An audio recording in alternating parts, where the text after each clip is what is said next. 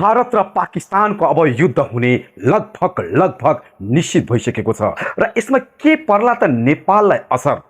भारतीय प्रधानमन्त्री नरेन्द्र मोदीले बिहारमा आज भएको एक कार्यक्रममा लगभग एउटा चुनौती नै र एउटा ऐलान नै गरिसकेका छन् कि विश्वको यो पृथ्वीको जुनसुकै कुनामा पहलगाममा जुन आतंकी एट्याक भए, जुन पहलगाम जुन काश्मीरको एक पर्यटकीय स्थलमा जुन आतंकवादीहरूले भारत र नेपालका एकजना पर्यटक सहित जुन 27 जना भन्दा बढी पर्यटकहरूको ज्यान लिए र 20 भन्दा बढी जुन गम्भीर घाइते छन् तिनीहरूको बदला लिनेछन्। ती आतंकवादीहरू पाकिस्तानबाट संरक्षित रहेको र पाकिस्तानको 5 एक यस्तो निर्णय भारतले गरिसके जुन कि निर्णय सबै यति बेला चकित परेका छन्। जवाहरलाल नेहरूको पालामा भएको एक यस्तो सम्झौता, सिन्धु जल सम्झौता पनि खारिज गरिसकेका छन्। अब पाकिस्तानका कयौं त्यस्ता कृषि, कल कारखाना, उद्योग र खाने पानीमा समेत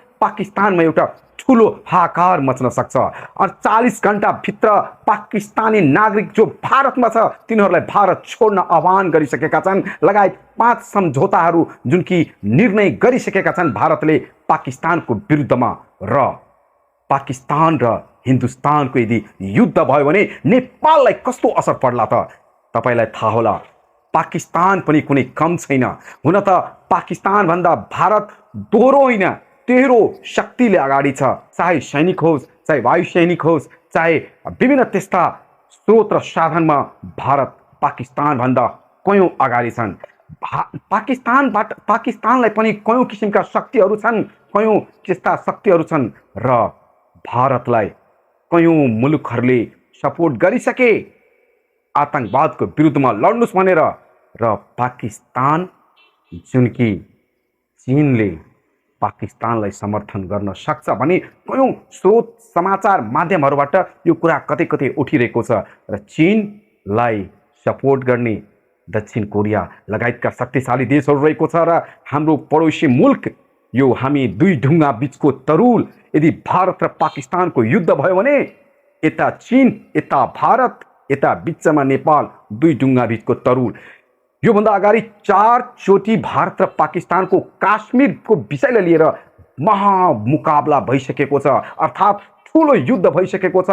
एक पटक झन्डै पाकिस्तानले काश्मीरको कयौं भूभागलाई आफ्नो कब्जामा पनि गरे। पछि भारतीय सैनिकले पुनः उसलाई आफ्नो कब्जामा लिन सफल भए र कयौं जनमालको क्षति पनि भयो, कयौं साधारण आम नागरिकको पनि ज्यान गयो। भारत पाकिस्तानको युद्ध होस् या नहोस् म यो भन्न चाहदिनँ, तर केही त्यस्ता शक्तिहरू छन् जसले देशमा एक अर्कासँग लडाएर, एक अर्को देशसँग लडाएर अरू देशलाई पनि समस्यामा पारेर आम नागरिकहरूलाई अकालमा ज्यान लिने। अर्थात् यदि युद्ध भयो भने बम आक्रमण हुन्छ, विभिन्न त्यस्ता परमाणुहरू आक्रमण हुन्छ। अहिले पनि विश्वमा कयौं यस्ता देशहरू जुन जहाँ आक्रमण भएर, जहाँ युद्ध भएर अहिले पनि त्यहाँ कुपोषित छन्, त्यहाँका जनता उपजाउ हुँदैन। धेरै यस्ता सिस्टमहरू जुन मैले भूमिका बाँधेर हजुरलाई भन्नु पर्दैन, हजुरले आफै बुझ्नुहुन्छ। हामी एउटा सानो देश, यता चीनले यदि पाकिस्तानले सपोर्ट गरिदियो भने, यदि नेपालबाटै कुनै त्यस्तो हेलिकप्टर या प्लेन या त्यस्तो वायुसेनाको कुनै जहाज उडाइदियो भने, बाई मिस्टेक बाटोमै कतै फ्यालिदियो भने हामी त गयौँ। यो मैले जिस्केको होइन, हजुरलाई लाग्दै होला यो भाइले जिस्केर बोल्दैछ क्या, होइन। सचेत बन्नुपर्छ। हामी नेपाली पुलिसमा कसैको गुलाम भएको छैनौँ। तर भारत र पाकिस्तानको युद्ध होस् या नहोस्, तर जुन कश्मीरमा भएको घटना छ यो निन्दनीय घटना हो।